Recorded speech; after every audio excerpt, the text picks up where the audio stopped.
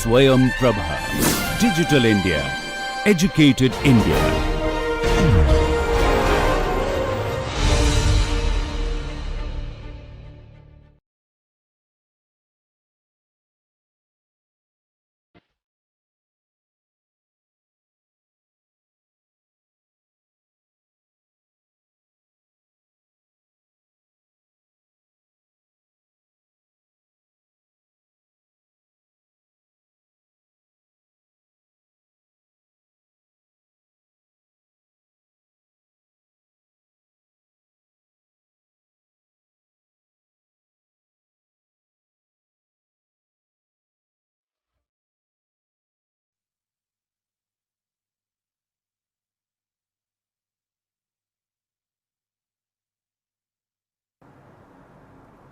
We will examine today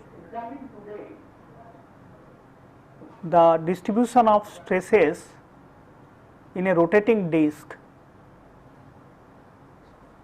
You have a picture like this.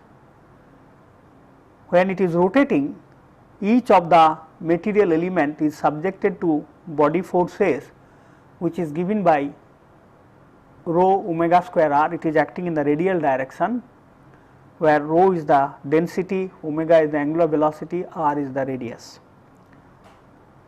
The loading is same at every point around a circle, and therefore, it is an axisymmetric problem. It is not difficult to imagine that each of the point of the disc is going to just move radially outward. It is a picture which is similar to that of thick cylinder. So, therefore, in this case u, the radial displacement of a point is going to be function of r alone, and there is no tangential displacement, therefore, v is equal to 0. And if we adopt the expressions for strains that we had got in the case of thick cylinder, then we have epsilon r is equal to du dr, epsilon theta is equal to u by r, and the radial the shear strain gamma theta equal to 0. Again, assuming a plane stress condition to exist in the disc, the radial stress is given by E by 1 minus nu square into the radial strain du dr plus nu times tangential strain nu u by r. Along similar lines, epsilon theta is equal to E by 1 minus nu square into u by r plus nu times du dr. This is nothing but epsilon theta, and du dr is epsilon r. These stresses are going to satisfy the equilibrium equations.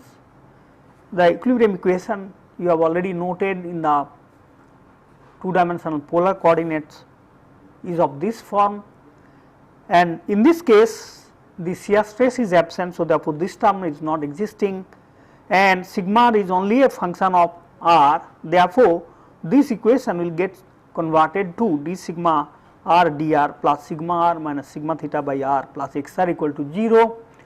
So, the difference with the thick cylinder is that we have the non-zero body force here in this case, and the equation of equilibrium in the theta direction, which is shown here, is going to be identically satisfied because we do not have any force in the theta direction. This stress is absent, sigma theta is independent of theta, and again this stress is 0. So, therefore, this equation is identically satisfied.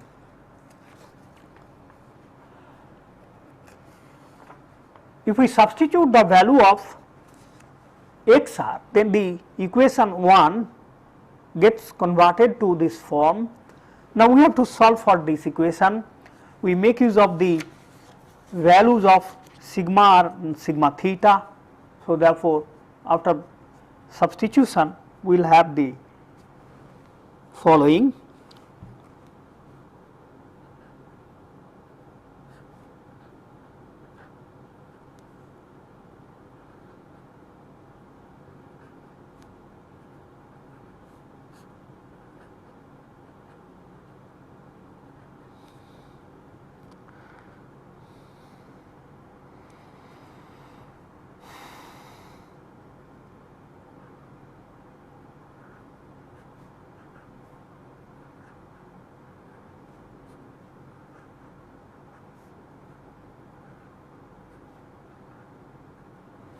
So, that is d sigma dr, and then we can also go on substituting the value of sigma r and sigma theta here. So, therefore, we will have E by 1 minus nu square can be taken out, and we will be left with du dr plus nu u by r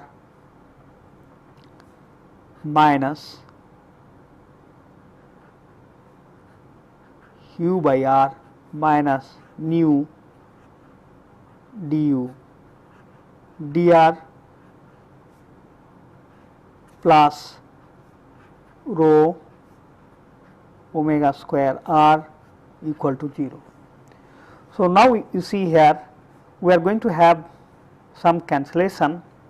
So, this term will cancel with this term, and nu by r square, this is one u is here. So, therefore, nu u by r square is going to cancel with the term here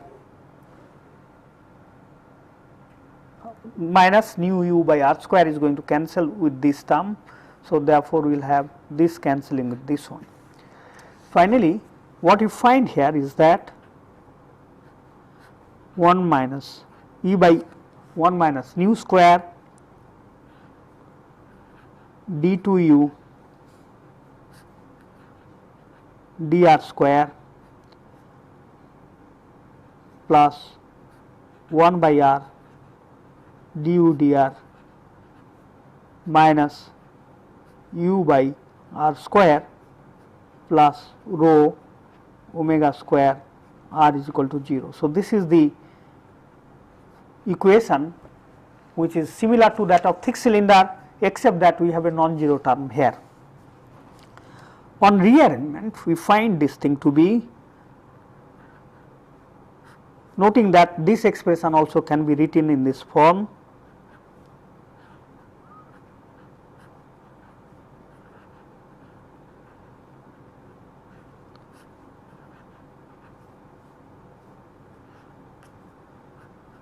Minus 1 minus nu square by E rho omega square r. So, this is the form of 2.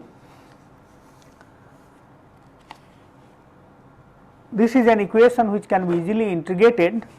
So, let us now do that. 1 by r du r dr is equal to 1 minus nu square by E rho omega square r square by 2. Let us write this thing as C1 bar, where C1 bar is a constant.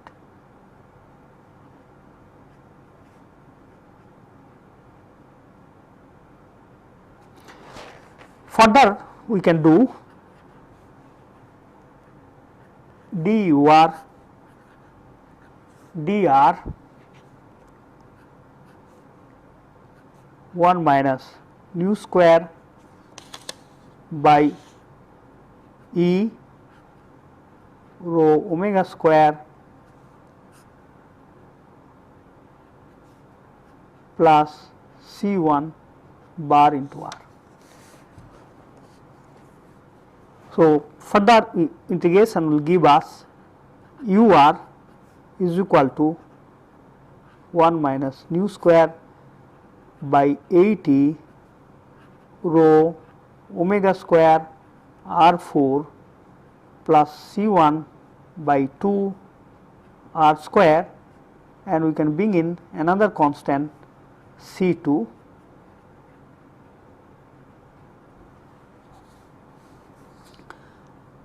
Or we have u is equal to 1 minus nu square 80 rho omega square r cube. Let us write this thing as C1 r plus C2 by r, wherein C1 is nothing but C1 bar by 2. So, this gives the expression for u, and if we now go back to the relationship for sigma r and sigma theta, we will get now value for the radial stress. So, let us now calculate. This is equation number 3. So, if we now calculate sigma r, which is E by 1 minus nu square du dr plus nu times u by r. So, let us now substitute the value of u in this relationship. This will give E by 1 minus nu square, this is 1 minus nu square 80, this will be 3 times rho omega square r square plus C1 minus C2 by r square plus nu times 1 minus nu square by 80. So, u by r, if we do that subdivision, it gives us rho omega square r square plus C1 plus C2 by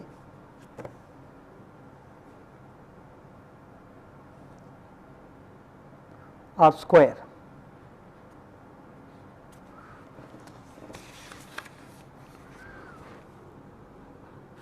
This on little simplification, what we get here is that it is minus. So, we can write 3 plus nu. So, minus this term will cancel. So, therefore, it is minus 3 plus nu by 8 rho omega square r square, that is the first term. Then we are going to have E by 1 minus nu square, then we can add up these terms C1 into 1 plus nu, and we will have C2 by r square, we will have 1 minus nu. So, this is the expression for the radial stress. We have two arbitrary constants here, sigma r, I beg your pardon, C1 and C2 involved in this expression. Those sigma r stress is still unknown because there are two arbitrary constants. So, therefore, we have to now solve for these two constants C1 and C2. How do we go about it? Let us look into the problem that we have the disk which is rotating at angular velocity. So, if we now try to see our problem here. So, this is the disk which is rotating, and this disk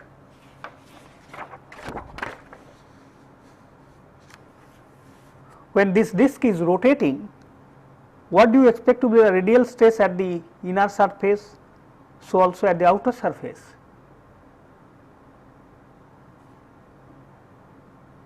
The material which is just lying on the right of this inner surface is trying to move radially outward. So, therefore, it will be pressing the material lying to the right of it, but for the outer surface there is no material lying on the left of it. So, therefore, there is no radial force acting on this surface.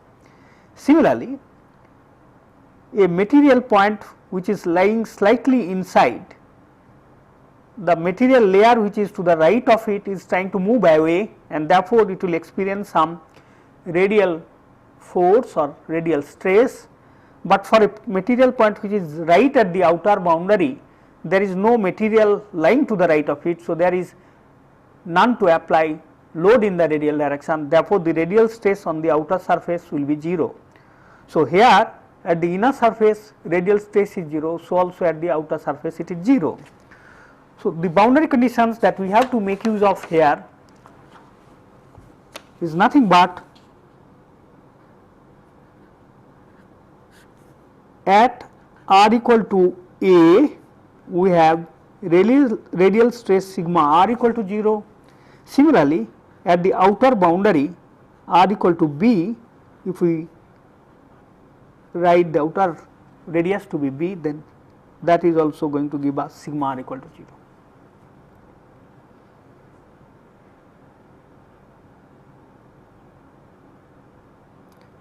So, both at the inner radius and outer radius the stresses are 0. So, we can now have the two equations obtained by using these two conditions.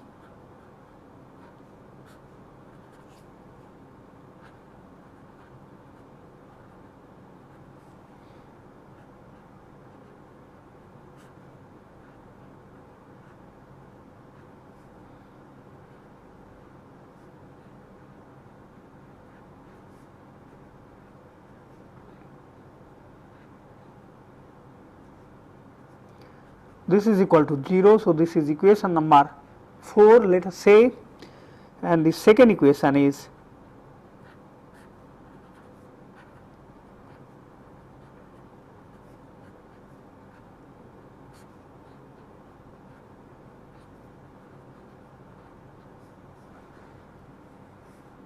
one plus nu minus C2 by B square 1 minus nu equal to 0. So, let us consider that this is equation number 5, and herein please note that this is C2 by A square. So, therefore, the two equations are very similar.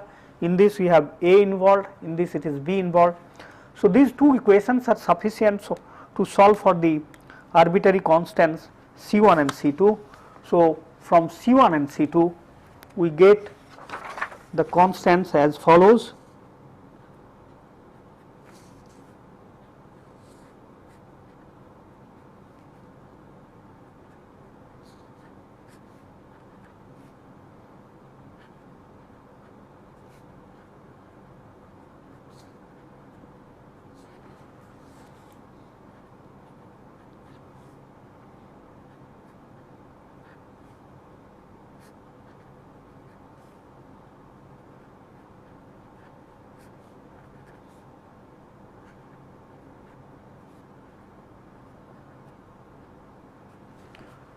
These are the two constants, and once we go back to the expression for sigma r, we get sigma r in the form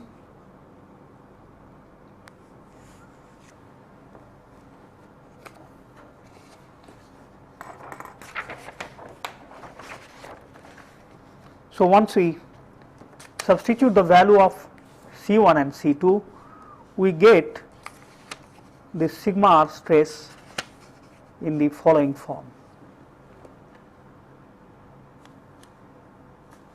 And if we look into the expression for sigma theta is nothing but E by 1 minus nu square into u by r plus nu times du dr. So, therefore, you can now substitute the value of u and we will find finally that the sigma theta stress is given by this expression.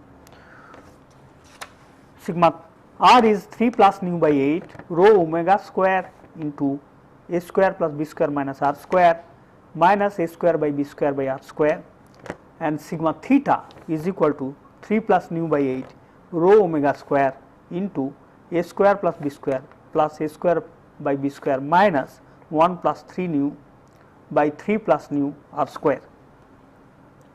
So, this is the variation of stress in the case of a hollow disc. Now, if the disc is solid, what we are saying is that A is 0. So, you can see this expression here A is 0. So, we will be simply left with b square minus r square here, and if a is equal to 0 in this expression, then we are going to have b square minus 1 plus 3 nu by 3 plus nu r square. So, for a solid disk, the stress expressions will be finally like this: sigma r equal to 3 plus nu by 8 rho omega square b square minus r square, sigma theta is equal to 3 plus nu by 8 rho omega square b square minus 1 plus 3 nu by 3 plus nu r square. So, this gives you the variation of stresses in the solid and hollow cylinder. Now, let us try to see how do the variation look like. First of all, let us consider this solid disk. So, in the case of solid disk, if you put now r equal to 0, that means at the inner radius. So, what I am trying to say here, if you consider the inner center of this disk, that is r equal to 0, then you find that sigma r, sigma theta both are equal, and the stresses, this, that particularly radial stress, if we now try to see its variation d sigma r dr, it is going to be, that slope is going to be proportional to minus r. So, therefore, it is a negative slope, and as r increases, the slope increases. Similarly, in this case too, you will find that d sigma theta dr is going to be proportional to r, and it is again negative. So, therefore, this slope will gradually increase in value. So, you can now see the variation of stresses in the case of solid disk. It is going to be a variation of this type. You have both sigma theta, sigma r equal to 3 plus nu by 8 rho omega square into b square. So, the magnitude of the value here, at this point we can write the value, it is 3 plus nu by 8 into rho omega square into b square, that is the value of the stress. And the radial stress is 0 at the outer radius, and the sigma theta stress is going to be higher than that. So, therefore, this is the value here. Look at this slope is going to have value, it is going to have 0 slope. So, therefore, the variation will be such that it is going to have a 0 slope at this point, and it is gradually going to have negative slope, increasing slope. So, both the variations are going to be given by this. Now, in the case of hollow cylinder, the variation which can be obtained from the expression for stresses is going to be as shown here. So, this is this variation of the hollow disk. Here in the slope is going to have finite value here, and it is negative increasing slope. So, that is the variation of sigma theta, whereas sigma r is 0 at the two ends, and it is going to have maximum value at the somewhere in between. So, therefore, this is the variation of the stresses in the rotating disk.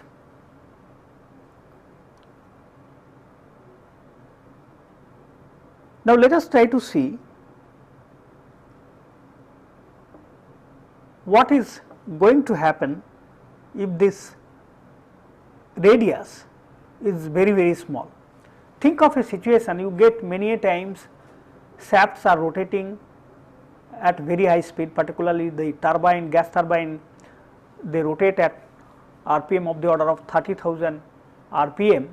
When they are rotating, for facilitating their lubrication, we try to have lubricating holes right at the center, and this lubricating hole is going to be of very small dimension. So, that is the type of situation. So, here it represents a typical cross section of a shaft rotating at very high speed, and let us try to see if this radius A is tending to 0, then what happens to the circumferential stress?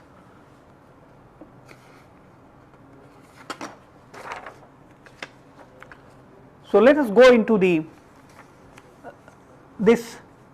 What I am going to show you, that there is going to be a tremendous stress amplification due to this whole radius being shrunk to 0.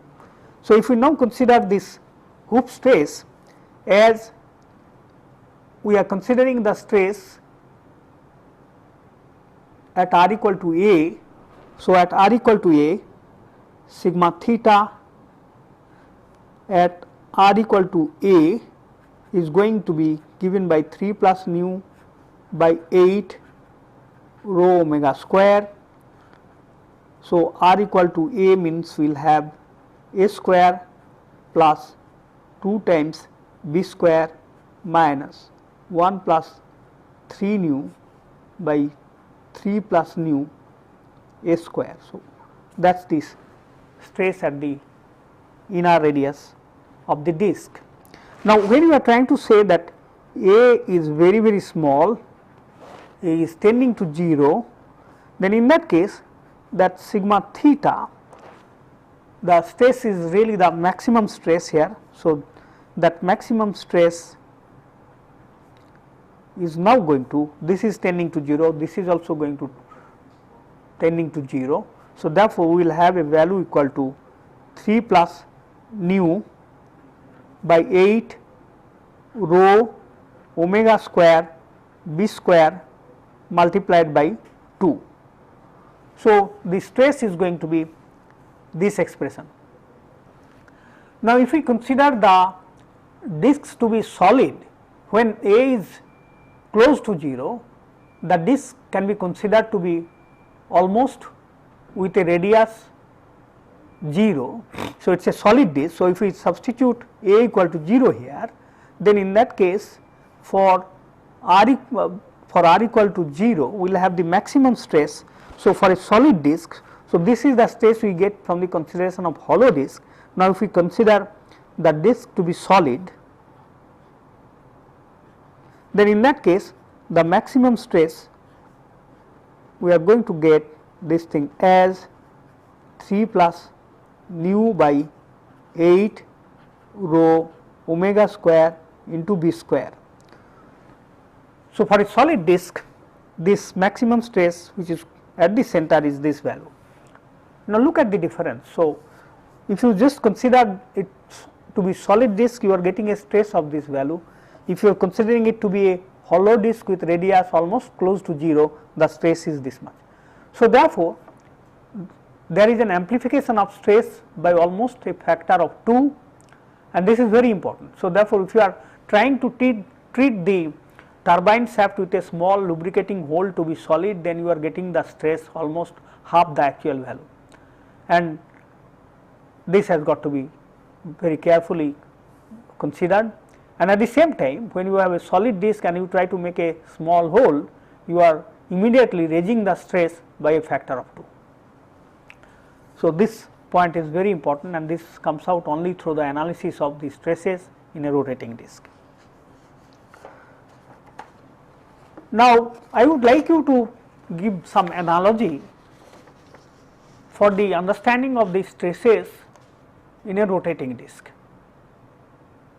We have seen that in the rotating disc, the stress, radial stress and the tangential stress is equal at the center, and radial stress is 0 at the outer circumference, and the tangential stress is having value non-zero value at the outer circumference, whereas it is equal to the radial stress at the center.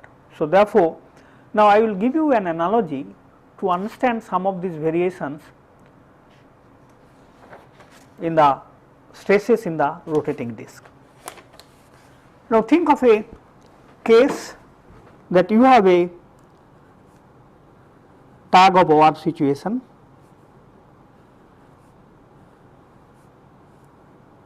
Let us consider that this is the rope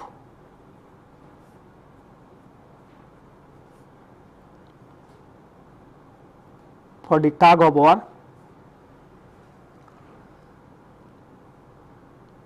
So, this is the middle. Now, we will have the people pulling it from either side. So, let us say that this is how we will have the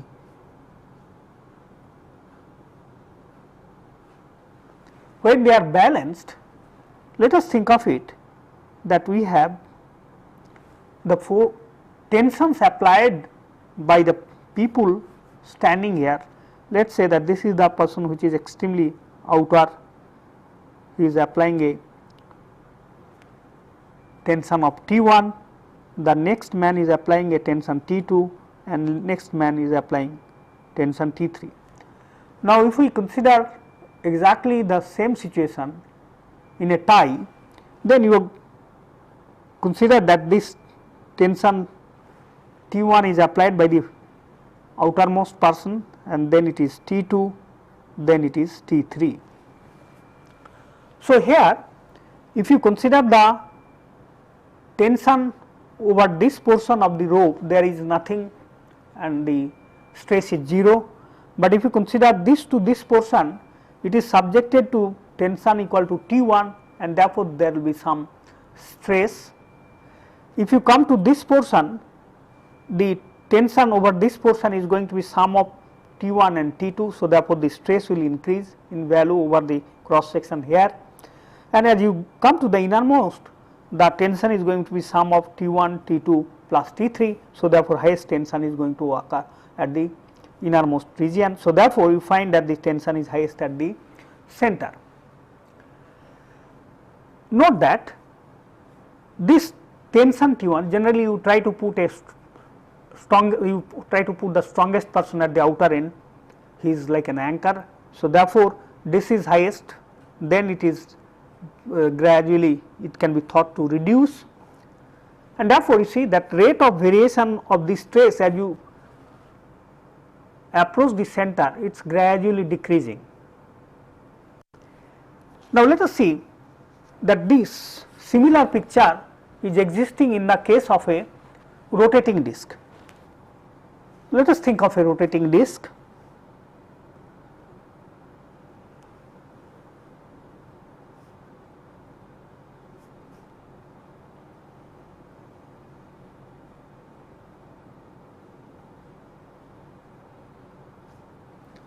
So, this is the disc with the center here.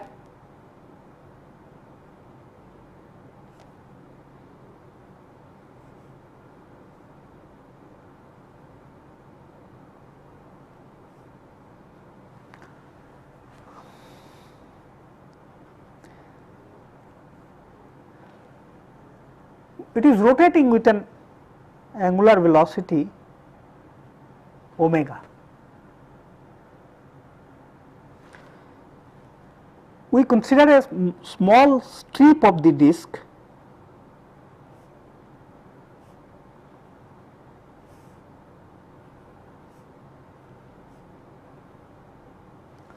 like this, and let us divide this small strip into 6 equal segments. So, let us say this is one segment, this is the next. Similarly, this side we have this segment 1, 2, 3.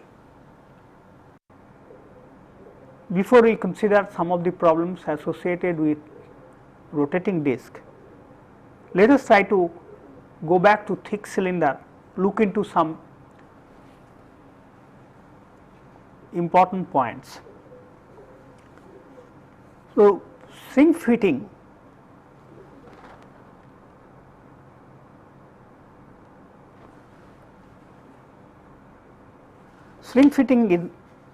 can be made use of in assembling a gear on a shaft, and when you are trying to do this, it is sometimes necessary to calculate the torque capacity. Along similar lines, sometimes sprockets are mounted on shaft using the shrink fitting. One advantage you get in this process is that you can do away with the key ways. So, you do not need to have the keying for the sprocket on the shaft or the gear on the shaft. So, how do you calculate the torque in this case? So, here imagine that this is the shaft with external radius A and the gear is of this dimension. We can imagine the gear to be of radius equal to the addendum radius, I am sorry, it should be dedendum radius, B should be equal to the dedendum radius. Now, under the action of the shrink fitting, there will be some contact pressure acting on the shaft, let us say that is PC, and the same PC is going to act on the surface of the inner surface of the gear hub. So, we can imagine that the gear hub is going to be subjected to the same pressure.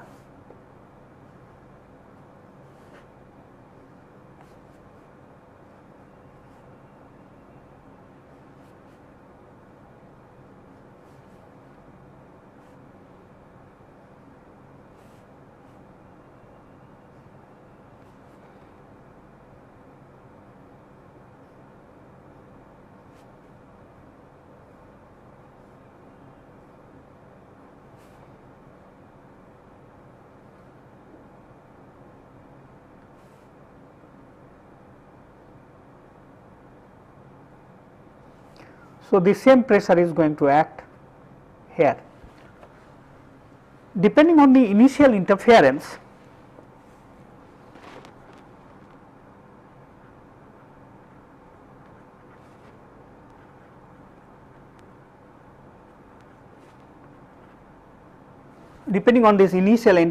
it is possible to calculate the pressure PC that you have noted already.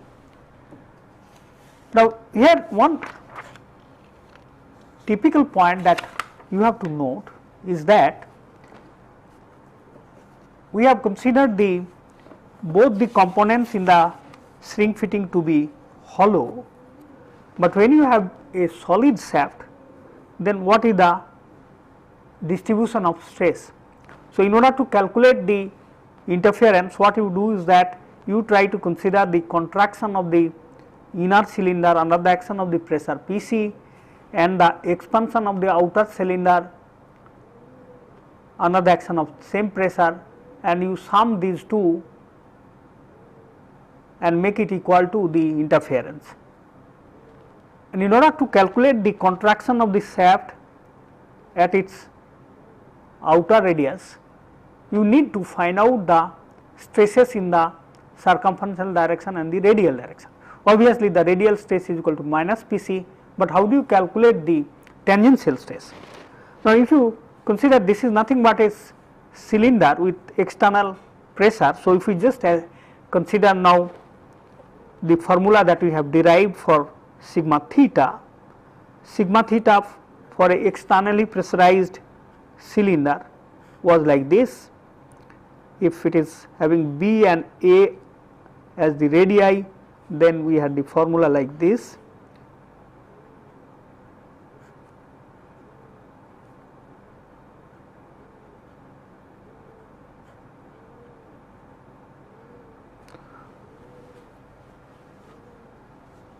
This is the variation and it is all compressive. Now, the shaft represents a case with a equal to 0. So, if we put a equal to 0, it leads to infinity, and it is not possible to get the solution for the solid cylinder. So, what we do is that we try to rearrange, we try to multiply both numerator and denominator by a square by b square. So, that will give us a square by b square, and if we multiply a square by b square, this will become unity, and then a square by b square into b square by r square will give us a square by r square.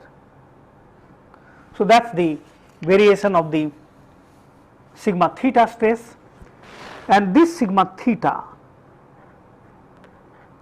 if you consider now a tending to 0, then you find that it comes out to be equal to minus Pc. So, the stress in a thick cylinder with internal radius 0 is going to be minus Pc in the circumferential direction. So, therefore, at a point here we are going to get the hoop stress is equal to minus Pc. Now, if we also look into the expression for sigma r was in this form, Pc by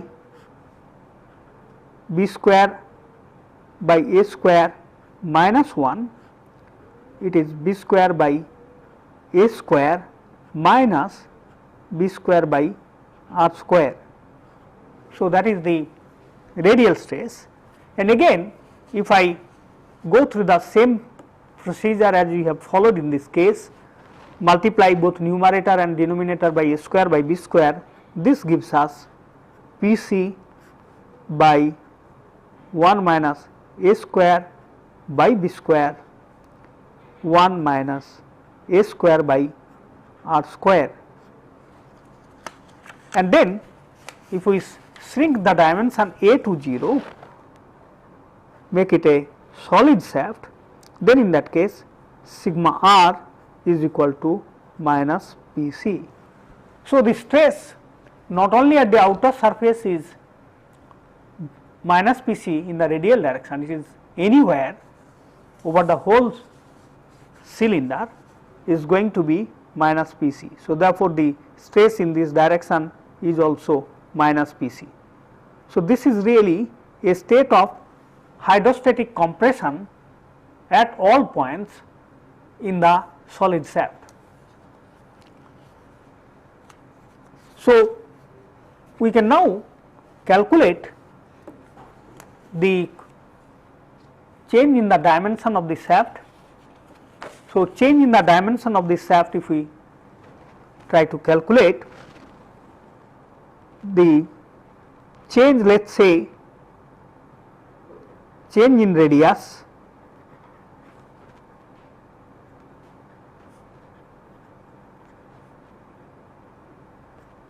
of shaft is delta S, and therefore, the strain is going to be delta S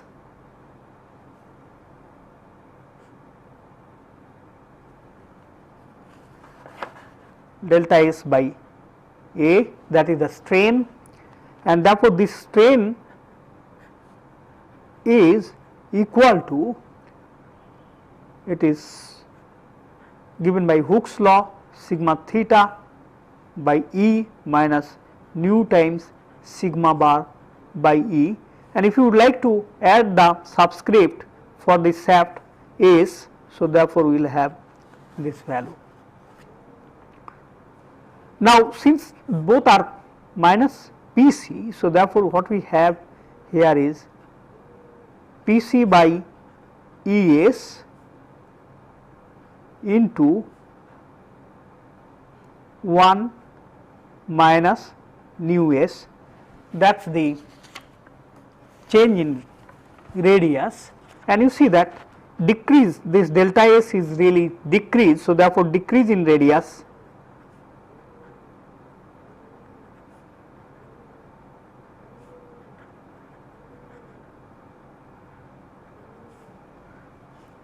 radius is equal to minus delta S, and that is equal to Pc by Es into 1 minus nu s.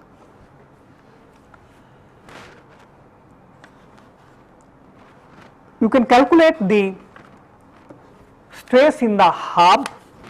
So, if you consider the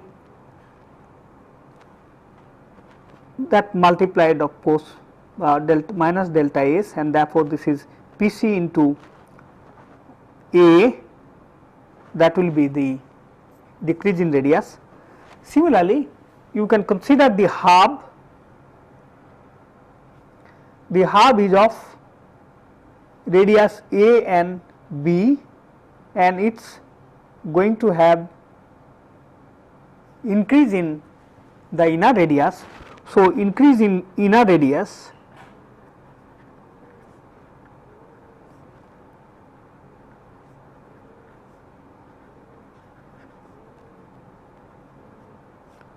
of hub, let us say that is delta hub, and that delta hub is going to be E, that A multiplied by the strain in the circumferential direction at r equal to A, and we can write this thing as strain is nothing but sigma theta by E of the material, let us say EH minus nu sigma bar by EH, and we can write this thing again subscript equal to H to indicate that that is for the hub. We can now see that sigma theta is nothing but Pc is the contact pressure, therefore, this sigma theta is equal to Pc into B square plus A square by B square minus A square, and sigma r is equal to minus Pc. Therefore, we will have delta H is equal to A into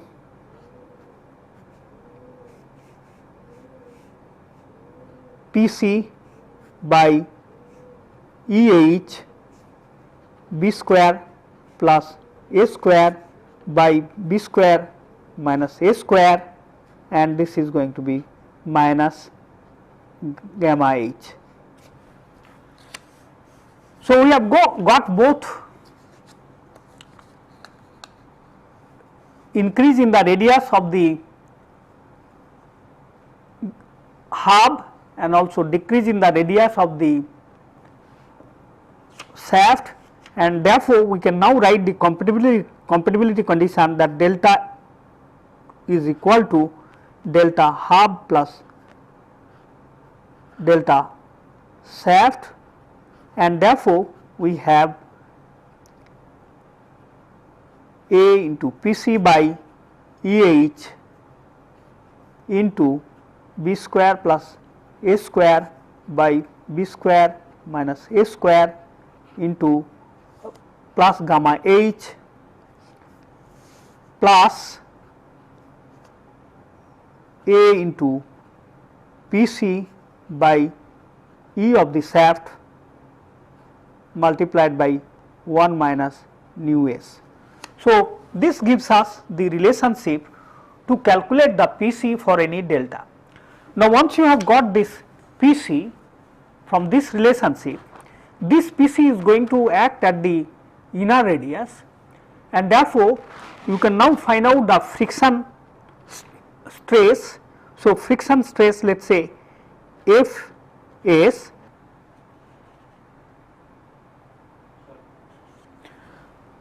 So, you have got now contact pressure Pc. If you want to calculate the friction stress F, that F is going to be given by coefficient of friction, let us say mu multiplied by Pc. So, look at the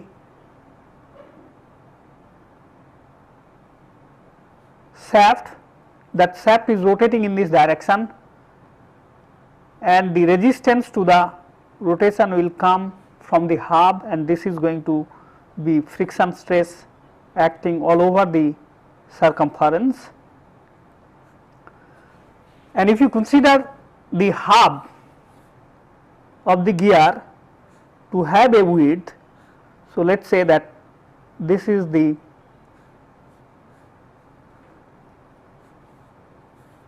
this dimension is equal to W, and this radius of the shaft is equal to A.